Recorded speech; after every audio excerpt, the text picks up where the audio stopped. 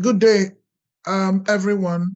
Good day, depending on which part of the world that you are joining to listen to the concept I originated, and I am also the core advocate of the Brain Re-engineering concept and reimagination strategy for entrepreneurship development and youth engagement in food security and agriculture. Hello and welcome to Obehi Podcast. I'm your host, Obehi A14, and I strongly believe that everyone has a story to share. Now let's get started into this episode.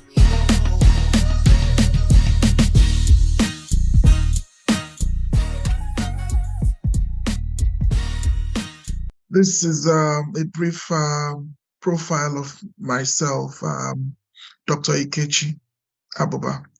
And introduction, permit me to talk about my aspect or a brief story or overview of my journey within the agriculture space. I had mentioned when I was invited at the Ritual University College, where youngsters, while I was speaking to them, I was very passionate because it reminded me of my journey as starting from my childhood days when my mother used to ask me to weed the farm, to plant seedlings, and even to sow seeds, and sometimes to tend you know livestock, especially poultry and sometimes goats.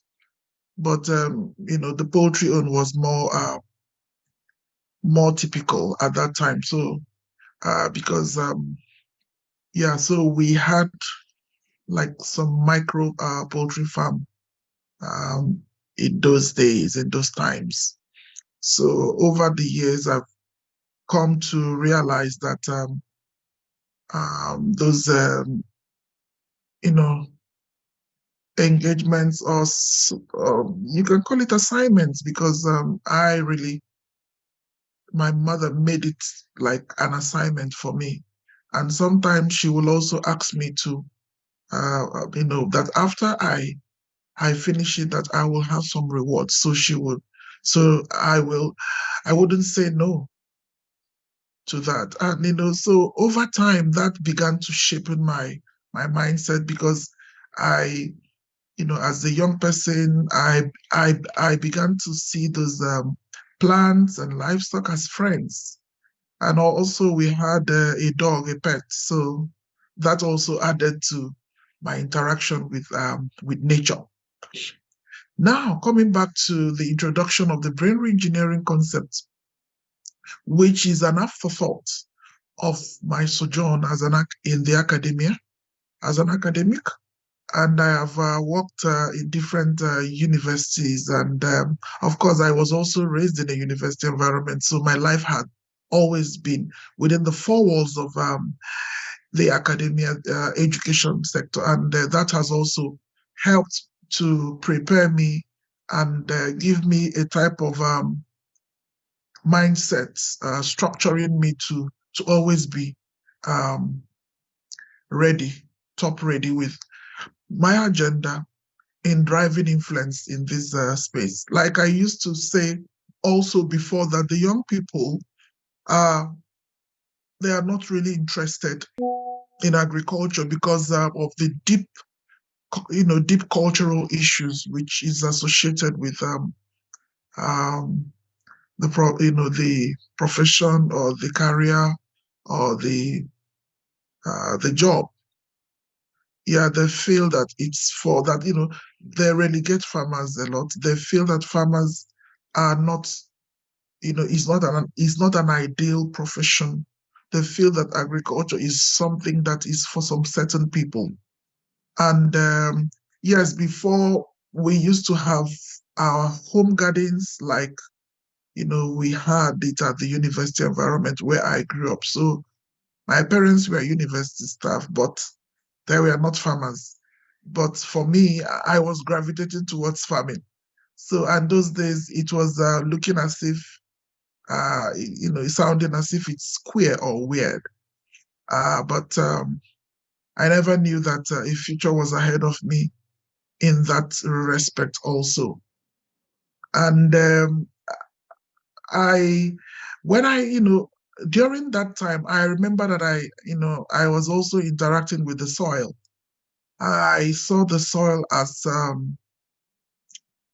a very good medium, as a platform where of course, I was always weeding. I was always, using hoe at that time, with machete and all of that. Even there's this type of implement that we call panga. Yeah, I used panga, and I was also using inorganic fertilizers, and sometimes manure as well. And we had lots of vegetables, and like fluted pumpkin leaf and lady's fingers okra vegetable. We had even maize. We planted. I also planted yams. Yes, I planted pawpaw, and pawpaw was a very good one, and because the species of pawpaw is was quite a very good variety at that time. So, and uh, it's been a while since I I came across that type of that species of pawpaw. Yeah, so we also planted avocados, and of course, those are more permanent crops. So you don't really harvest them yearly or biennially. It's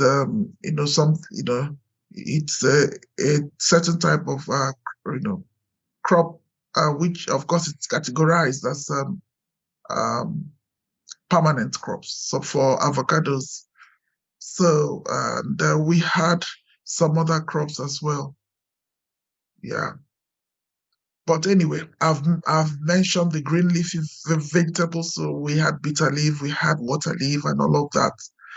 And so within this space, while I was working, or even as an academic and research, I had discovered that there are issues with the young people, the youngsters. So how do I come in to correct that issue? How do I come in to work with teams, with my colleagues? How do we arrest this situation? And how is the government, how are organizations, how are our institutions also coming up with strategies to make it to be more appealing to the young people? Because the young people, apparently they do not want to wait. They, um, let me use that word, impatient, because it takes time for an agricultural crop to mature, and then harvesting and all of that. So it takes processes. It follows a procedure, and the time is involved. And while other professions that compete with the agriculture sector is quite glaring. But from my vantage point, I've always when I stumbled into um,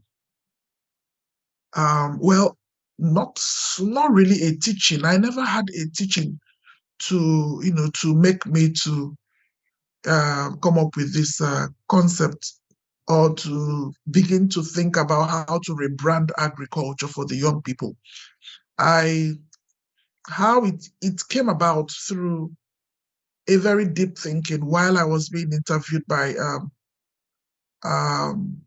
Dick Veerman. Is the founder of Foodlog, and he's based in Netherlands. So he was interviewing me on why Africans are not interested, why especially the young people are not interested in charting a course and getting involved in food value chains or food supply chains and all of that. And so I I had to think deep, and I also did just a bit of research, and I stumbled into onto one some words which were like that agriculture is a primary sector, and agriculture is a traditional sector, and agriculture is a real sector, and that's from there I began to conceptualize now, and I saw that virtually every profession hangs on the agriculture sector, so the agriculture sector is the base sector, is the parent sector. Let me use that word. So every other career stems from the agriculture space. And when you look at the components of the agriculture sector, which are basically crops, livestock, forestry, and fisheries, you can see that it's always it follows a particular framework or network or channel or chain. Is like a chain reaction, which has ripple effects. And it starts from the farmer or in the farm, and then goes on, travels depending on the demand. And depending, of course, the demand is very important, depending on the preference of the of the person or of the institution or of the nation yearning for that commodity. Yeah, so that big, was actually the foundation behind the brain re-engineering concept and reimagination. So you can see that within as I was explaining, or as I've been explaining, you will find out that it's not just a re-engineering thing. There has to be some reimagination, you know, begin to imagine it in a new light. And brain engineering is all about mindset change. And I will still come to that. So therefore, from previous findings of high-level panel of experts about youths in driving transformation, I began to reckon, and I retorted by saying that the youths are on the front lines to building the food systems of the future, while also bearing significant risks from climate change and even social and economic inequities and political marginalization, which are quite glaring. They are quite glaring, and also the food systems providing wide spectrum of opportunities for the engagement and employment of young persons across diverse global contexts. But these jobs, they do not always provide decent and meaningful work or adequate livelihoods. So I take it that the agriculture space is always being neglected, and there is attention is not really given to it, and also there's a lot of lack of understanding. So people, like in some developed societies, you find out that farmers are now called growers, and fish farmers are called fishers, and so there is like a nomenclature, reframing of words, so that the young people can find themselves back in that space. Now, and we cannot talk about agriculture sector or agribusiness without talking about the industrial revolutions and its impacts on agriculture. Now, we have seen that agriculture has never been left out in the various technological and scientific progress or advances of man. How far the agriculture sector has come in development and production is a testament to the excellent breakthrough our modern society, our modern world has achieved via industrial revolution. And I can say that the industrial revolution, we are gradually stepping into the fifth industrial revolution. Yes, fifth. And the fifth industrial revolution, I was reading something a friend of mine from India sent to me recently, and it's about the fifth industrial revolution, because we've been working on the fourth industrial revolution. That's where we are right now, which I will still come to touch on that. Now, in industrial and agrarian revolution, always they go hand in hand. They work in pari passu, and that is the reason why economies in which agriculture is stagnant does not show industrial development. And this is a diagram which clearly um, tells us about how uh,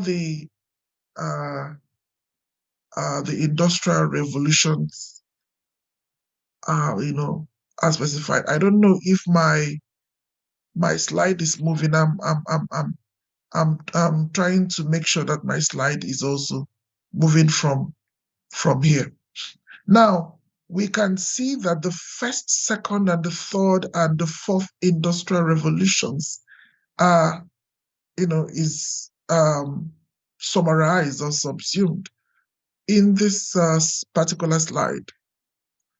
And the first industrial revolution happened, you can see, just before the 800 century, and then after, and then also the second industrial revolution happened before the 1900th century and after. And then while the third industrial revolution happened in between the 2000 and the 1900 century, after the second industrial revolution stopped. And then we are in the fourth industrial revolution, about to launch into the fifth industrial revolution. So we are the fourth industrial revolution started just it was just a not so far from before the year 2000, and that's where we are today. And we can see also that the operations which touches on cyber systems, can see some of the handsets, the telephone devices, the electronic devices here. And you can even see some drones around there. You can see artificial intelligence being practiced using those electronic devices.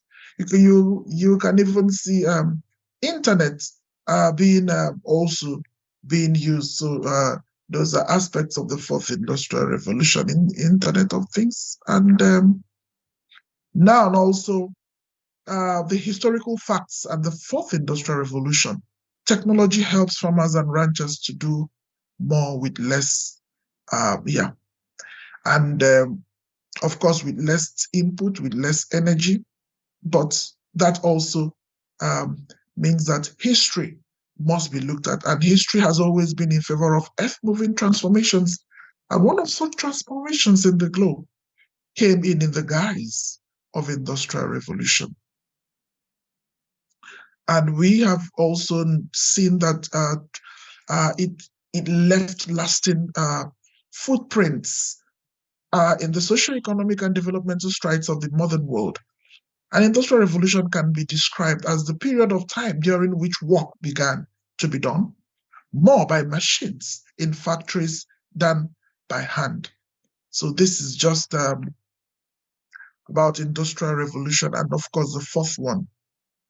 Then can we look at food security and the agricultural revolution? And this diagram is loaded with explanations on how we use the fertilizer from livestock, how it also connects to using of dikes and seed drill, and then also practice of crop rotation, which of course gives us the opportunity to grow different crops in succession on the same land. And then of course the revolution which improved people's health and provides more food.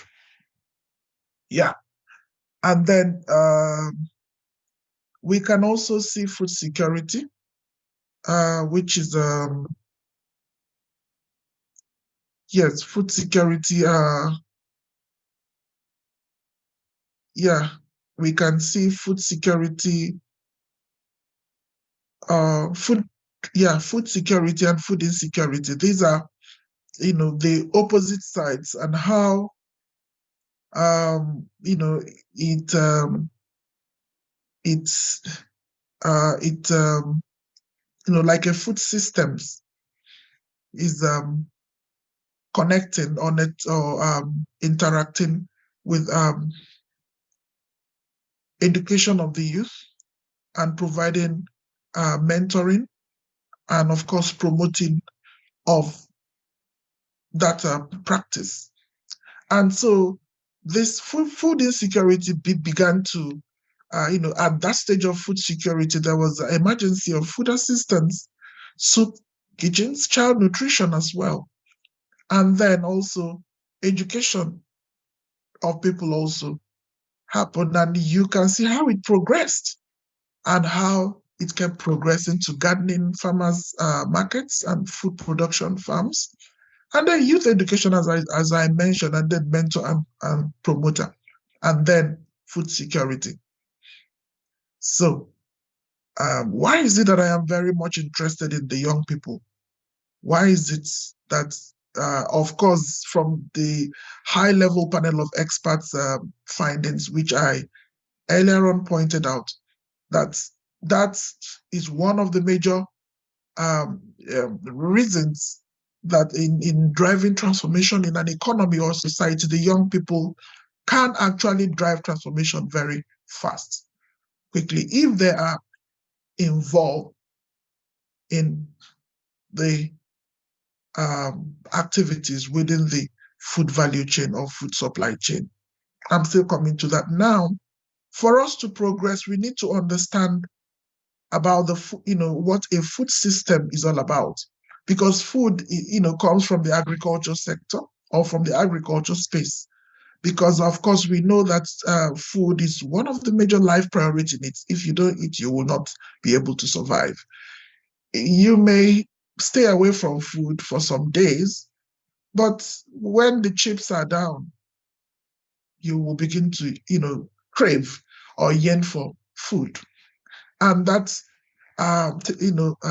summarizes a food system to food production, processing, consumption, distribution, and then consumption. And we can see that in production, we have preparation of the soil and planting of seeds, and also harvesting of the crops, also breeding and raising livestock, breeding and raising fish.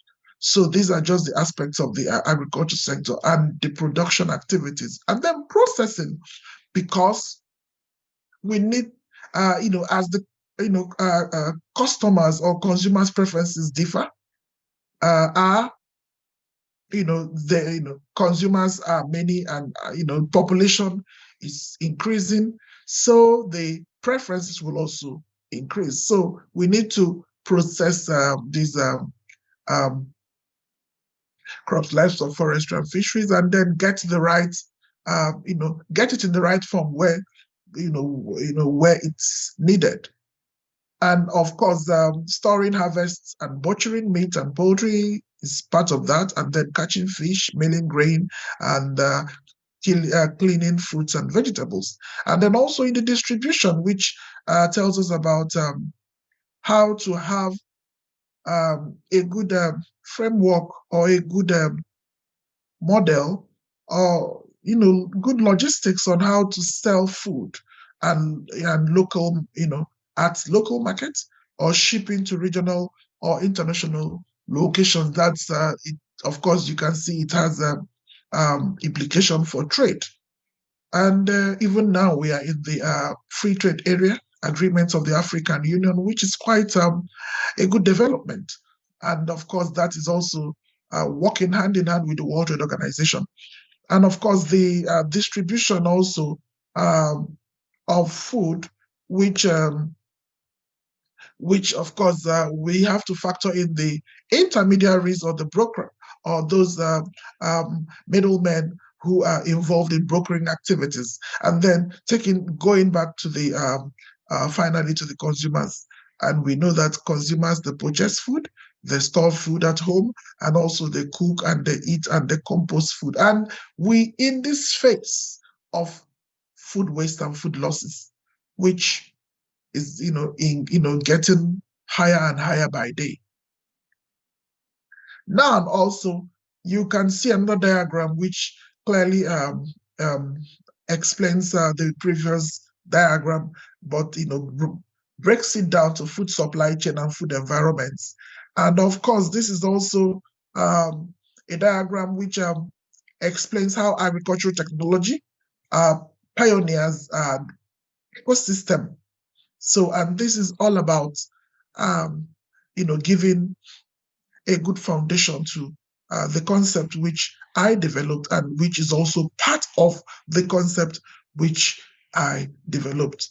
Yeah. So this, just the cyber physical world, which I had explained that clearly explains the time, the fourth industrial revolution, that is the period of the fourth industrial revolution, how the cyber physical systems is, has uh, operating the force of the cyber physical world at the time of the fourth industrial revolution. Of course, this is characterized by the blurring of boundaries between the physical, digital, and biological worlds.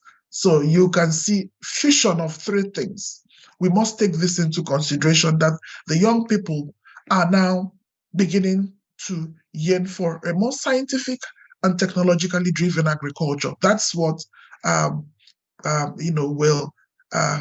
will actually make them to be interested, and that will appeal them so much.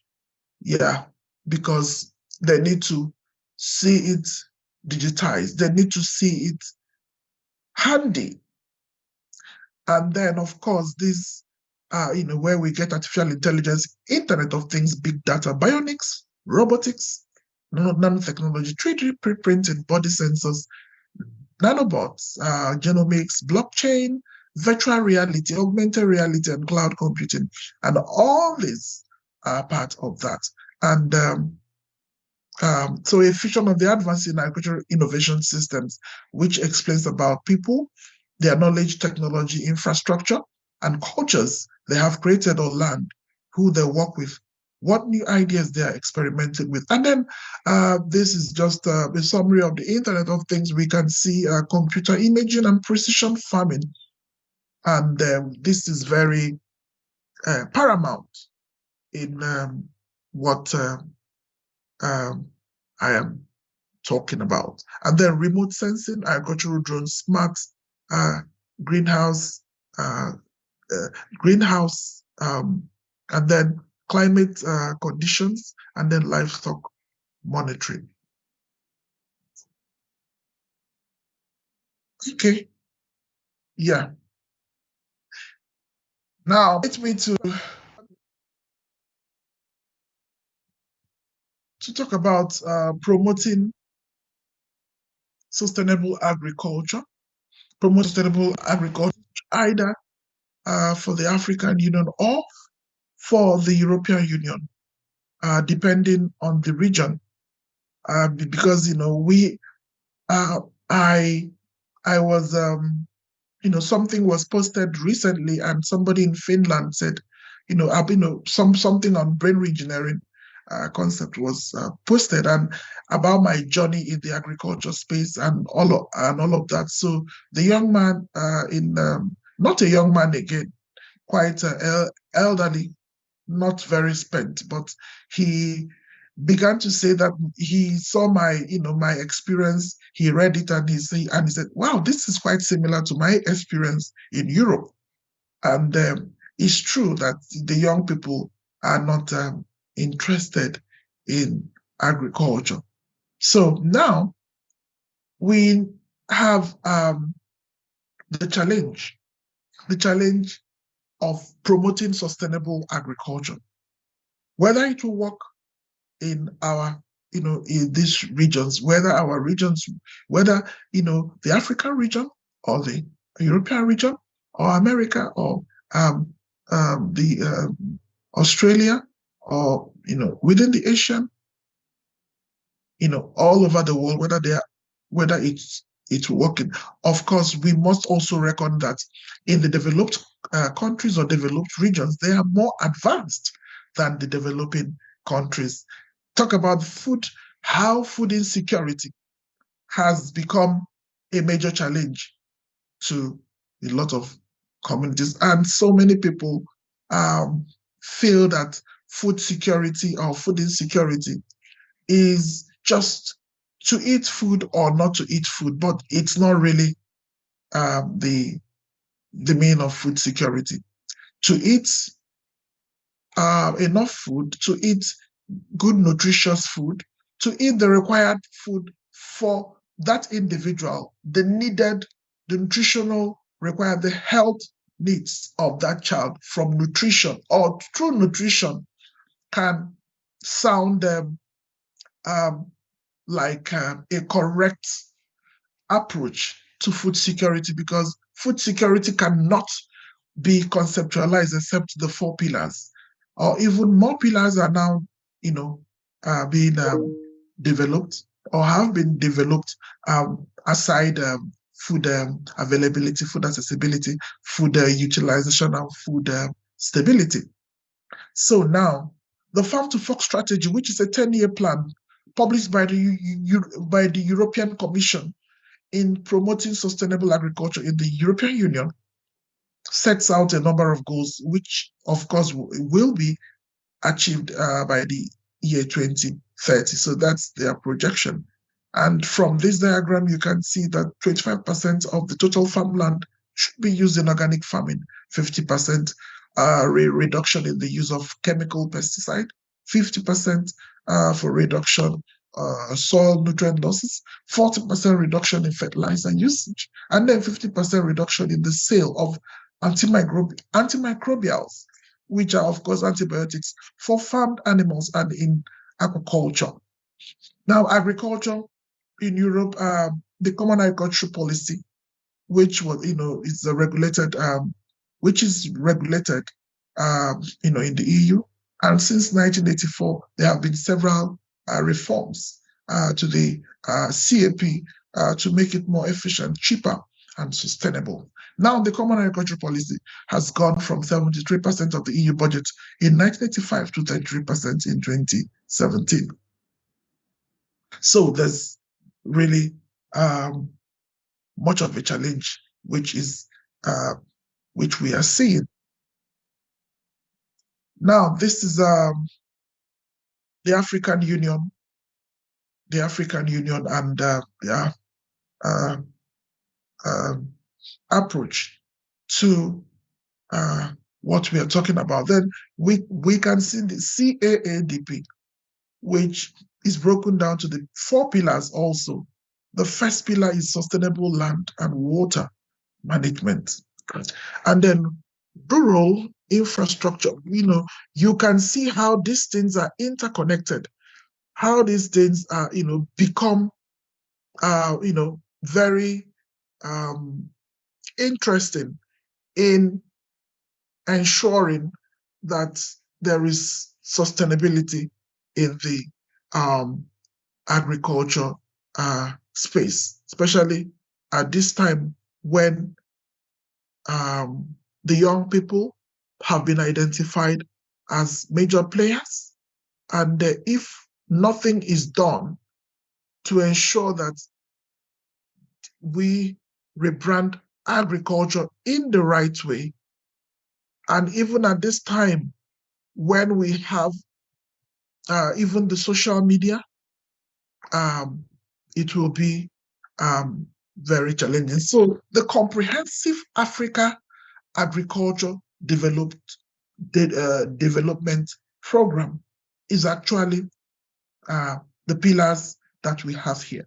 And the rural infrastructure of trade-related capacities, of course, is the second pillar. And then the agricultural research, technology, and dissemination is very paramount well.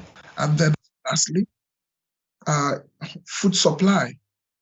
We must increase food supply. And while we, increasing food supply has also an implication for hunger reduction. Yes. So this is the African Union's proposition for the comprehensive um, Africa agriculture development program. Okay. Now, youth engagement in food security and agriculture, a perception problem. Like I had talked about, having the young people having challenge with their perception that this is their a major challenge for them. And by the year 2050, the demand for food will surge. It will surge by 70, which aligns with rapid inflation. So, with some of these challenges, which is bedeviling the agriculture sector, there is every must become more intentional with saying no to some of the challenges which are confronted. So we need to support the future generation of leaders in agriculture. And these are some of the programs which have been done to encourage the young people and encourage them to begin to toe the line, to toe the right line, and understand that agriculture is a primary sector and that it's a real sector. So this was actually, this happened in Kigali in 2018. By the way, we were in Kigali recently for the International Conference on Business Models in Agriculture, which is also has implication for the young people. And then the next slide is also another program on this is a webinar which took place after within the year of the lockdown, after the lockdown. These are practices of African youth access to land for a prosperous agriculture. And it was even co-organized by Landesa, Yila, and we can also see Afric, MIDI, and Cadastre, and Colandev, and even Land Portal. So this happened in November. We can also see the Australian Farah consultation, which happened in the 2012, and this was presented by Nodumo Dlamini, who is South African, and this is actually the case for capacity building towards agriculture development in Africa. And also, the next slide tells us about youth engagement in climate smart agriculture, and this is quite interesting. We are deviled at this time by climate change issues, and our farmers are being, they are not having it easy at all right now. In some regions of the world, some of them are facing flood issues. Some are facing issues with drought. Some are facing, lack of this and lack of that, and just because of the, some sunshine, some over, some rainfall issues, and among other challenges. So this happened in Morocco in 2016, and even in the face of the Russia-Ukraine crisis, all of them have implications on the global food supply chain. So there's always disruption in this and in that. And even during COVID, I remember so many countries were reporting. They were reporting how there was a disruption of the food supply chain. Like for instance, in Nigeria, there was an issue that came up, not just for due to the COVID, but there was because of the way the country is structured. We have about 6 geopolitical zones in Nigeria. We have the South, we have the Southwest, we have the Southeast, and we have the Northwest, and we have the Northeast, and then we have the North Central. And most of the huge supplies of food comes from the northern region, especially during the dry season. And even within the production seasons, you still see them. There are lots of commodities that come from the north, and that at that time there was issue between the Fulani cattle rearers, and they used to move their cattle from the north down south to come and graze. So those issues led to a lot of conflict issues. So that the conflict resolution team um, was not, you know, is clearly on ground to, to address that situation. So there was seizure of some of those cattle areas within the region of the south.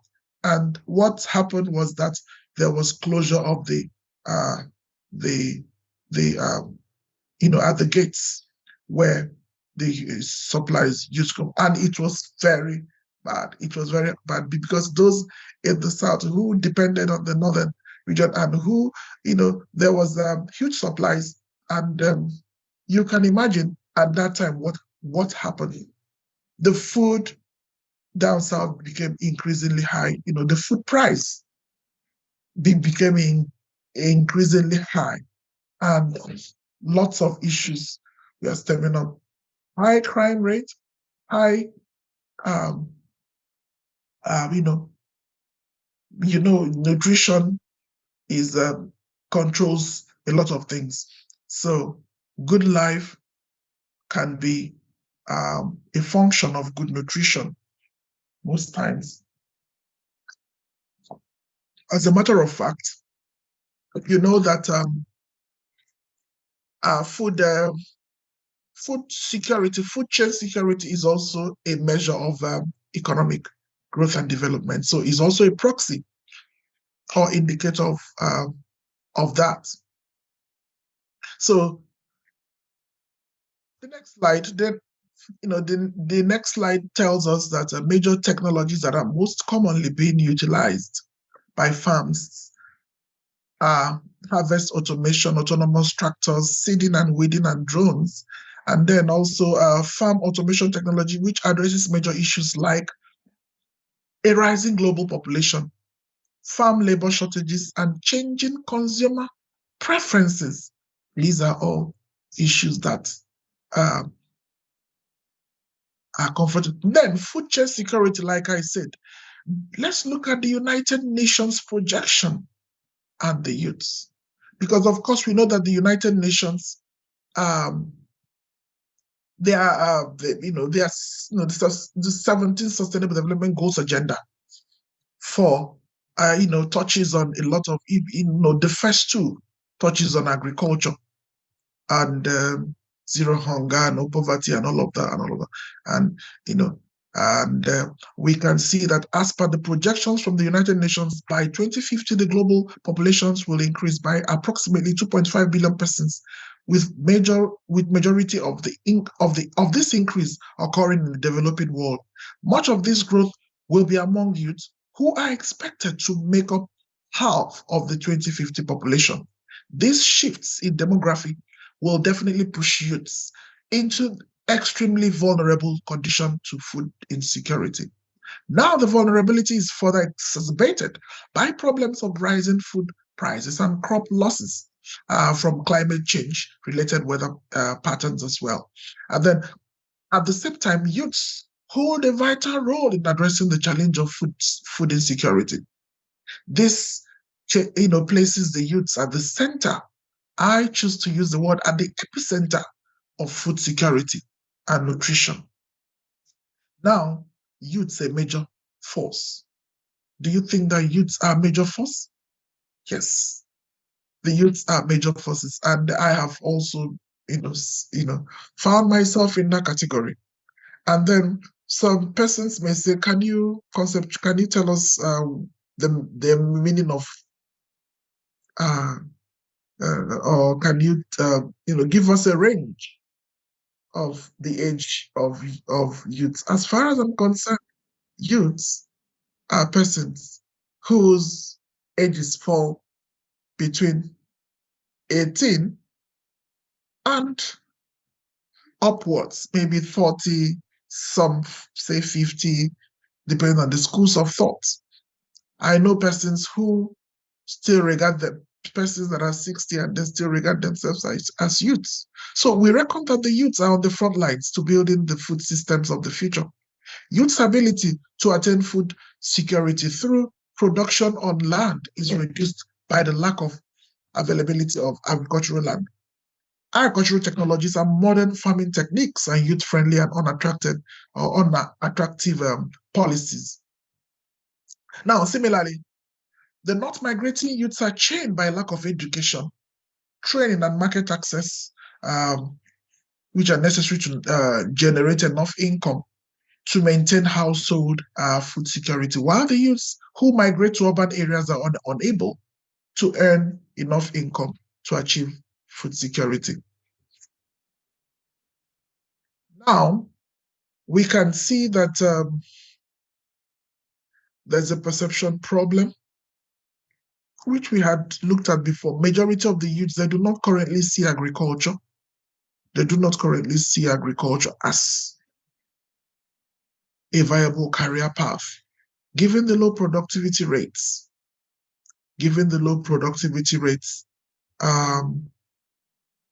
And also the difficulties they know previous generations have faced. However, it is important for smallholders, majorly smallholder farmers are, the farmers of Africa, and they are unable to achieve viable incomes through agricultural activities in order to continue their production cycle. So you can now begin to imagine how that becomes a challenge. Yeah, so their children and their children's children, they will begin to find this inconceivable. Now, developing the knowledge, skills, and talent of youth will also require investing in smallholder agriculture in order to provide successful examples and viable livelihoods for all future generations. So these are some of the things that are issues that make them to perceive that, have it as a perception issue. And also perception food security, is that possible? Youth perception problem and food security initiative.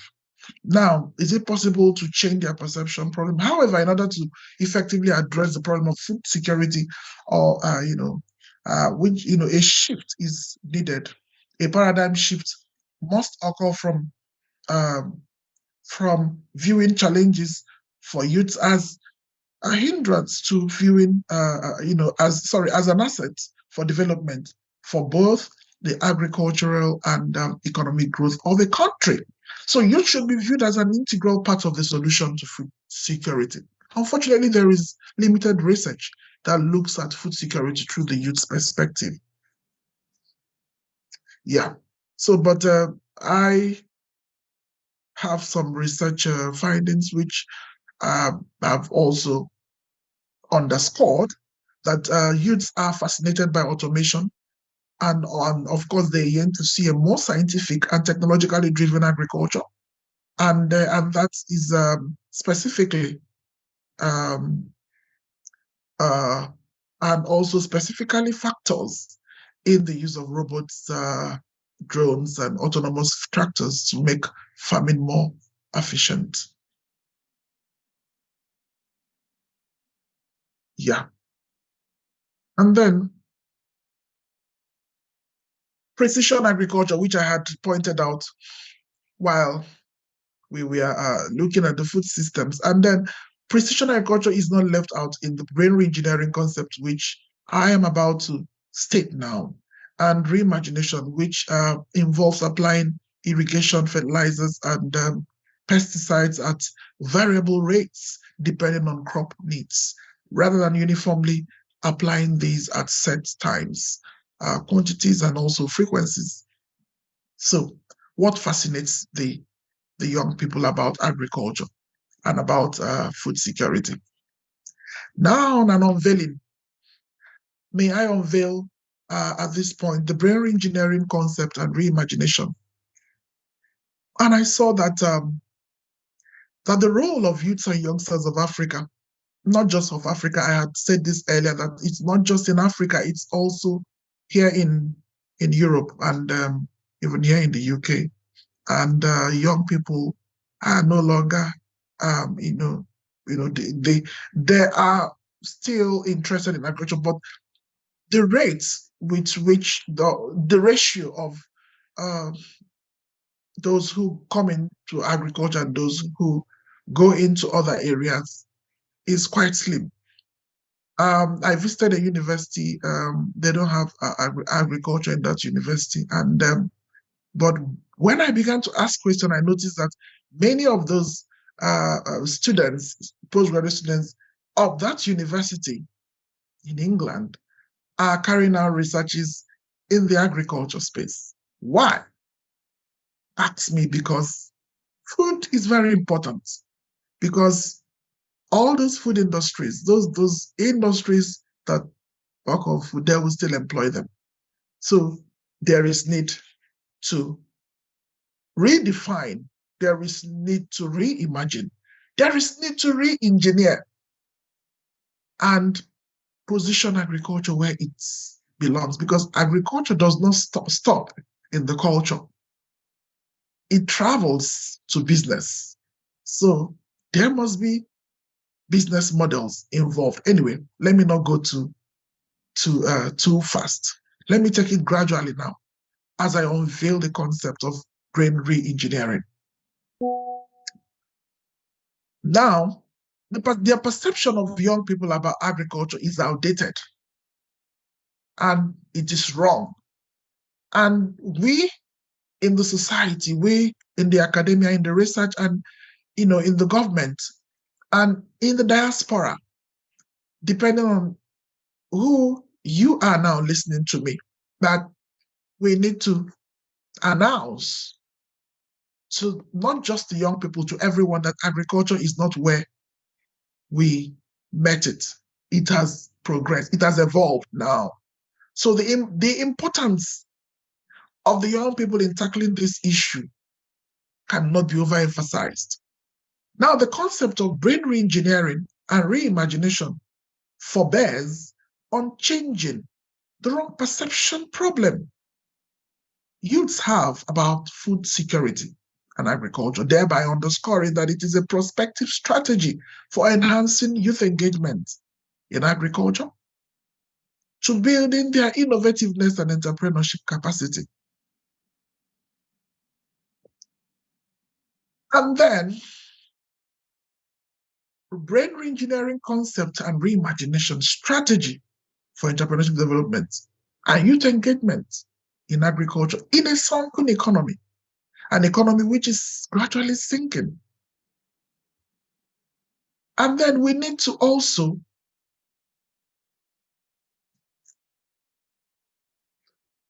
look at the focus of the brain re-engineering concept, which I chose to conceptualize it as hinging on changing the perception problem, which I mentioned before, as it stands to provide a veritable strategy in transforming the lives and societies through engagement of the young people in food security initiatives, in food systems.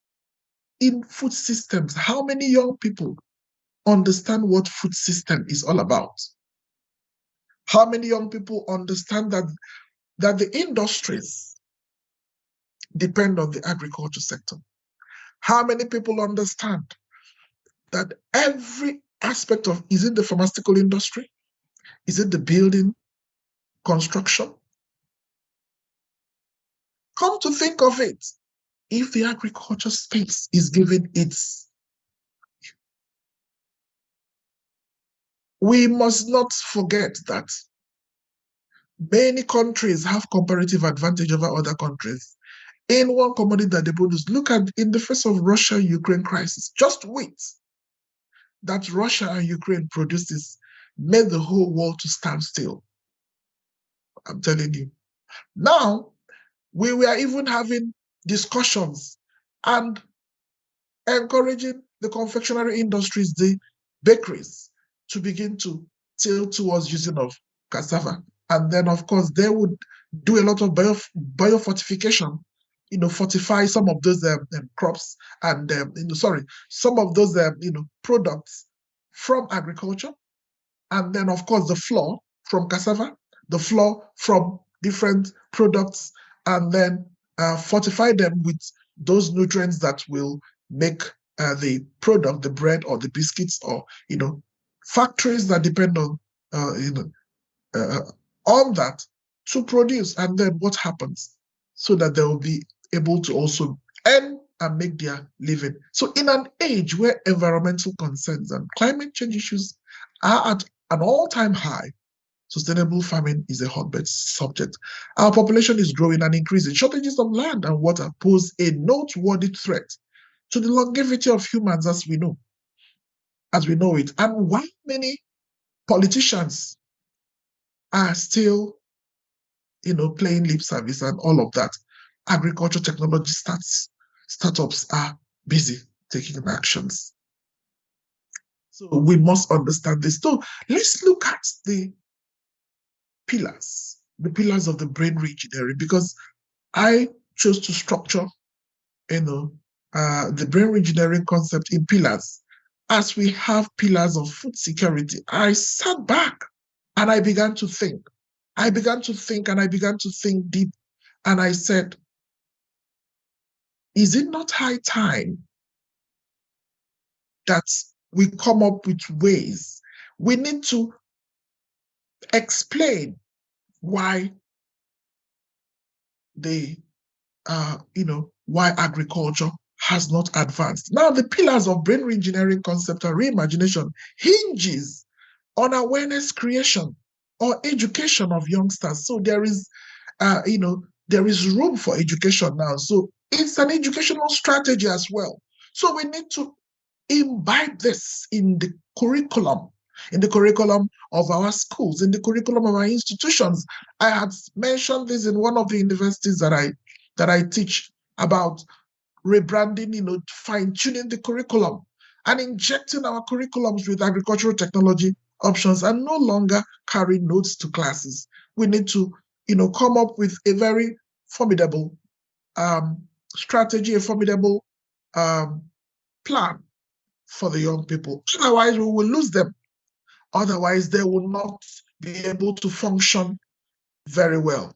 They will not be able to, utilize their energy, because you need to give them reasons for everything. And how will you change their perception when these challenges are so glaring?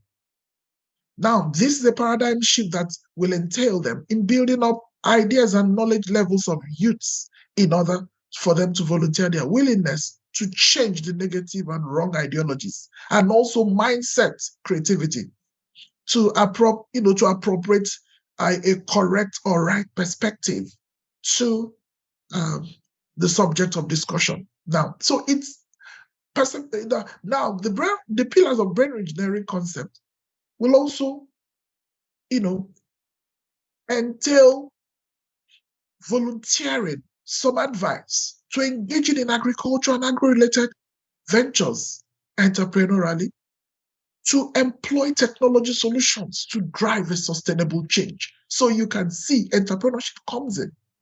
There must be technology, must be there, and sustainability must be there. So this is actually a very viable strategy, a very viable framework, a very viable model, which is loaded and fortified with solutions to transform lives, to transform livelihoods, to transform our society, to transform our nations. The institutions that can actualize this are institutions or platforms such as educational institutions, whether they are formalized or non-formalized, and also the social media. The social media travels fast. One of our FaceTalk or FaceTime, or is it Instagram, Facebook? And we have lots of them. TikTok, we need to populate them. We need to let our young people begin to understand that this is where agriculture is. Now, here comes my initiative my initiative on brain re-engineering. The pillars: perception change, ideation and enterprising, technology, and then sustainability. Perception change. What is all about perception change? This involves identifying. It's very important that we identify the wrong ideologies and mindset about agriculture and willingness to drop them. There is a saying that when you don't know something, the problem will still be there, except if you identify what the problem is all about. So we need to know where it went wrong, where the perception problem, what happened. It's very, very paramount. It's very paramount. It's very paramount that we understand where and what happened. What happened? Yeah, we can say generally that young people, for example, in Africa, we find out that usage of crude implement, not just in Africa, it happened a lot in many places where, usage of some implements, which brings about drudgery, had made agriculture not to be interesting. So that could have caused that, wrong perception. Now, this thought process must be frank. Changing of perception must be frank. It must be sincere. It must be intentionally approached in interchanging the wrong mindset or way they perceive agriculture or food security initiative or food systems issues, or whether it's about production, whether it's processing, whether it's distribution, or whether it's in the consumption. Of course, consumption, everybody wants to eat. Everybody wants to eat. Everybody wants to be in the food systems from the consumption side, but nobody wants to talk about the production. So that is all the reasons that we are giving our young people in most of the institutions that I work. I try to approach this from this dimension, and I am very happy that most of our young people are also seeing this, and that's why we are having setting up brain re-engineering factories around the world right now as we speak. We are working with a team of persons who are very, very passionate about setting up brain re. Interestingly, this concept is not just for agriculture. Now it's mind-blowing for persons who do researches in conflict resolution, disaster management, climate change mitigation, healthcare management. They are all coming to employ or adopt this strategy, which I developed. Now, let's look at ideation and enterprising. This can be addressed on a dual basis and entails formation of new ideas or concepts, as well as building or developing their entrepreneurship capacity. Having or showing initiative and resourcefulness is intended to be accompanied by expressing some good degree in being innovative, which is all about being original, being creative, and also introducing some new business ideas. I'm talking about business models now, coming up with business models, the business models that will work here, that would work in a certain society, may not really work in the other side. So we need to understand, we need to know how to structure our business models. We have, and also we can see that ideation is the process. And you can see some words which are there, and this is like an electric bulb, which is showing light.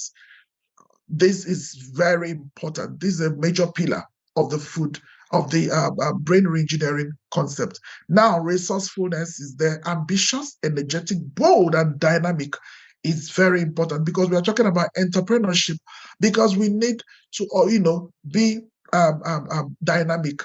we need to understand that things are changing, times are changing, times and new things are coming up. So there is evolution taking place all the time. And then the ideation process. We must understand what ideation is all about. The ideation process. What is the ideation all about? What is ideation? Ideation is a process, and it happens in 4 dimensions, or you can call it 3. Now, first of all, generation of ideas, or idea generation. Then after that, we now have idea evaluation. We need to evaluate our ideas and select the best. And then after that, we need to refine ideas and then develop it further. And then tests and then implementing of those ideas. This is very important in the brain re-engineering concept. Now, the next is enterprising, which is also part of ideation. Remember, they are the second pillar. And then we are talking about business oriented. Now, the activities could be selling, could be persuading or persuasive approaches, directing, influencing, supervising, managing a business. And these are all, characteristics of a good entrepreneur. The good entrepreneur. The good entrepreneur could be a farm manager as well. It can also be an entrepreneur. And an entrepreneur is an innovator, a creator. Loaded with creativity, does not take no for an answer, knows how to convert challenges into money, knows how to navigate. An entrepreneur is an eagle, can be likened to an eagle, a person who, can play very well in the business space, and will be able to compete with his or her competitors or rivals. And because we face these things all the time. So now the job prospects, you can see that someone who can adopt or employ this could be a farm manager, or could be a salesperson, could be a market analyst, could be a broker. That is taking us to the middleman or the intermediary who engages in the brokering activities, or even or the marketer. That's a common word. And then what of the contractors? What of the personnel recruiters? What of the insurance underwriters and salary administrators?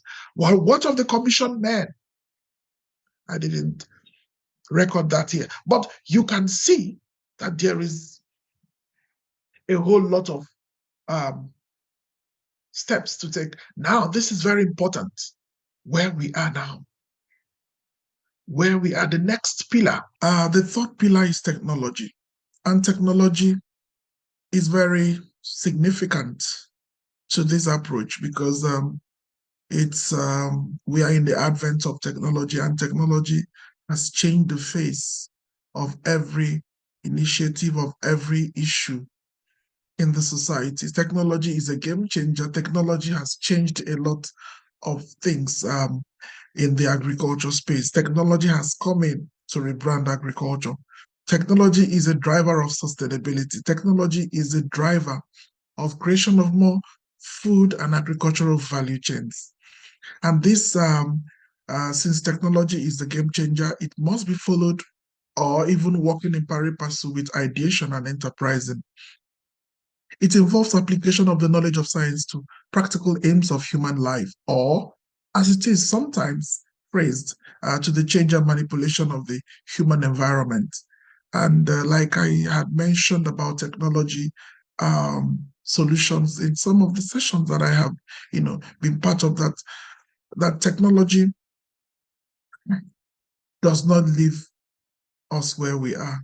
technology takes us to the next level. So um, in most of the operations within the crops, the livestock, the forestry, and the fisheries, uh, is technology that drives it clearly. And for the young people whose brains are yet to be engineered or re-engineered, or young people who brains and mindsets have been re-engineered, technology is still very important for them. So technology comes in to change time of cultivation. Technology comes in to change time for maturity of some of the solutions in that space. So, like I will always say that um, production is not complete except it gets to the hand of the end user. So, and within the food supply chain or the food value chain, technology is an intervening factor, is an intervening uh, or recurring decimal, which of course it has diverse solutions, which helps, which are the young people, which even the much younger people, the youngsters, must train in these technology solutions. And today's agriculture, we must also factor in that it routinely uses sophisticated solutions from technology, such as robots or robotics, temperature, Internet of Things, and moisture sensors, aerial images, global positioning system, and um, even agricultural drones as well. And or even this okay, yeah, I had mentioned about Internet of Things, IoTs. Yeah, so these advanced devices and precision agriculture and even smart agriculture and robotic systems allow businesses to be more profitable, efficient, safer, and more environmentally friendly. Now, that takes us to sustainability. Sustainability is the fourth pillar of the brain re-engineering concept and reimagination. And this revolves around being intentional, constant, and productive in an agro enterprise um, or an agribusiness over time. Now, every activity and practice between production, manufacturing, processing, or value addition, marketing as well, or even distribution from time to time and from season to season must factor in training and education. Now, this tells us that initiatives around agriculture, for it to be sustainable, it must follow, a procedure which could touch on research and innovation, cross-sector collaboration, regenerative practices. Of course, we know about regenerative agriculture now. We know about nature-based solution. We know about transparency and traceability, which of course the blockchain has also come to ensure that. So blockchain technology is also, a technology solution that drives traceability in the food systems. Yeah. Now, production and marketing of food and agricultural products and services until it gets to the hands of the end users. Yeah, this um, uh, sustainability must, um, sustainability pillar ensures that as well. So this sustainability pillar can be operational and can be sustained in developing countries as well as developed countries, provided it factors in the cost and returns analysis as well as policy formulation strategies that can best shape the world's largest industries. Now, permit me to talk about youth engagement in food security initiatives. Call to governments and stakeholders of development. This is a call that youths need to take up business opportunities in agriculture. If African countries, not just for African countries, like I mentioned, if developing countries can ensure food security for the populace, yes. And so this is not just an educational strategy. The brain engineering concept is not just an education, it's also a policy document. It's a policy um, um, is a policy initiative, is a policy proposition, which tells us that this is where the government is supposed to hinge their policies on, because it will really, really bring about a lot of transformation. And we know that agriculture is not news, that agriculture can provide a lot of employment and help to ensure the energies of young people are channeled appropriately with the foundation I've already laid and with the concept I have also articulated, which tells us that technology and follows up with perception change, ideation and enterprising, and then, moves into for it to be sustainable. If the government of our nations, like the government of Africa, and also the stakeholders of development, can take this as an advice or as a recommendation, as we urge them to increase support for youth and engagement in agriculture-related programs, as they could help in making the continent food secure. And then, like I had mentioned about rebranding agriculture, this is not just for the UK, it works everywhere for the young people. And you can see some of these industries are all from the agriculture space. So we can itemize industries. They are so, so vast. They are so, so vast. So just one sector is, housing um, um, a whole lot, of operations, a whole lot of activities, a whole lot of diversities. Yeah. Now, rebranding agriculture. Can this work in Africa? Can this work in the UK? Can this work in Europe? Can this work in the US? Yeah, young professionals, they have fresh ideas, which of course, a strong grasp of emerging trends. You can see from the picture where I have been, where I was re-engineering, and I still re-engineer young people in that institution, one of the institutions where I work. And you know, we we need to mobilize a greater innovation in the agriculture sector, and insight from today's youth is needed. Young people must be instrumental in creating their own future, and of course, they need to also realize the significance of youth. I'm talking about the government now, not just the government, the stakeholders of stakeholders of development. That the youths, they have a very significant role in playing, and several organizations we must prioritize youth empowerment and involvement in agriculture and food security initiative or food system studies as well. Might be in research, academic, or extension.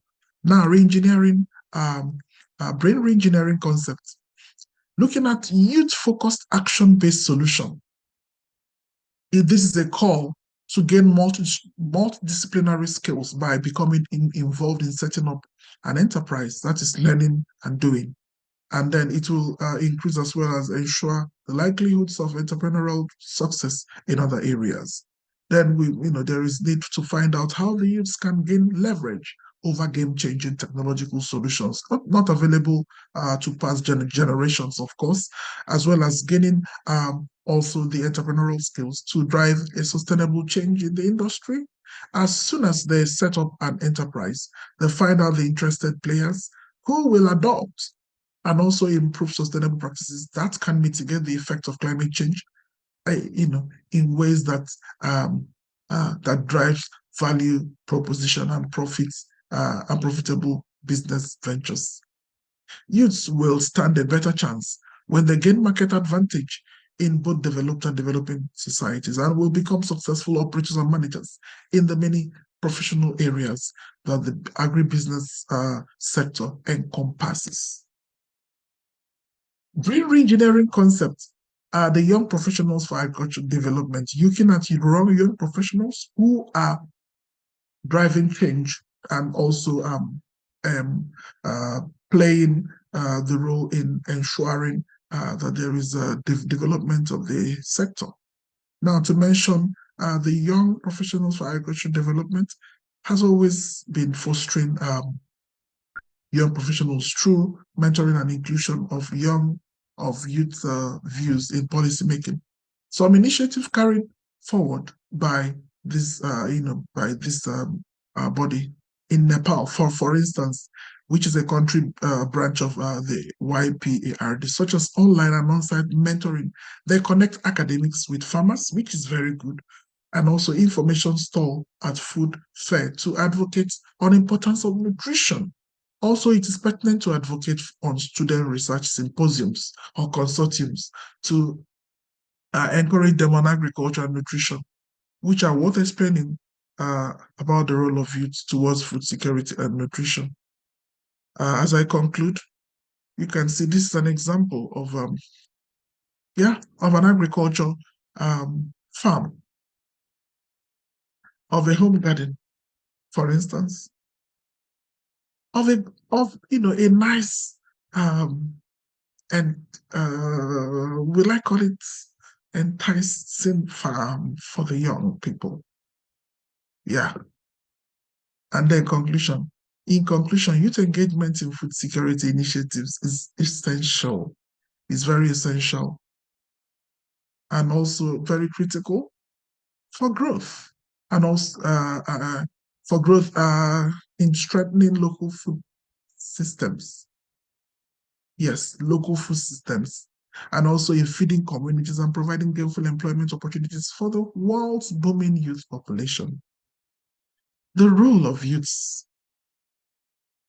in the agriculture space in driving transformation in our world cannot be overemphasized. The role of youths in digital agriculture is streamlined in such a way that automated workflows have become invaluable for teams in the agriculture industry. Thank you. If you enjoy this podcast, make sure you subscribe so you never miss any of our future episodes. Rate and review Obehi Podcast and share with your friends who might need it. I remain Obehi Ewafo. Thank you so much for listening, and talk to you in the next episode.